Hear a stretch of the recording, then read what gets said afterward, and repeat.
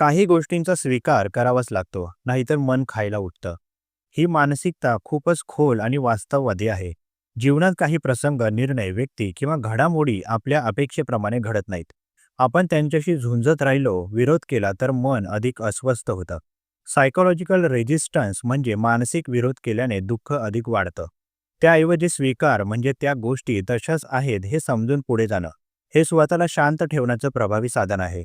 स्वीकारल्याने आपण भावनिक संतुलन राखू शकतो, निराशा आणि चिडचिड कमी होते.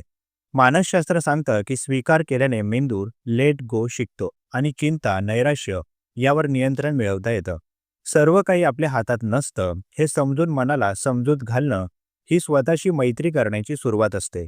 म्हणूनच काही गोष्टी कितीही अवघड असल्या तरी स्वीकारणं हेच मानसिक आरोग्यासाठी उत्तम असतं. धन्यवाद.